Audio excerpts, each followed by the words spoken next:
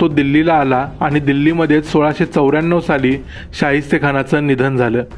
ज्या दिवशी शाहिस्तेखान ढाका सोडून दिल्लीला गेला त्या दिवशी ढाक्याच्या दरवाजावर कोणीतरी असं लिहिलं होतं की त्याच माणसाने हा दरवाजा उघडावा जो अन्नधान्याची किंमत शाहिस्तेखाना इतकी कमी करू शकेल।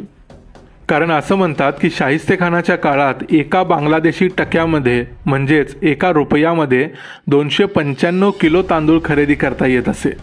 थोडक्यात काय तर शाहिस्तेखानाला खूप मोठं आयुष्य मिळालं, 94 वर्षाचं, आणि वयाच्या 64व्या वर्षी शिवाजी महाराजांनी शिकवलेला धडा तो आयुष्यभर विसरला नाही।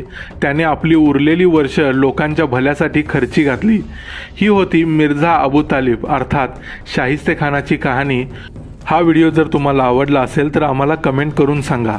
या व्हिडिओला लाईक करा, चॅनलला सबस्क्राईब करा, आपल्या मित्रांच्या बरोबर नातेवाईकांच्या बरोबर ही माहिती शेअर करा। पुन्हा भेटू अशीच एखादी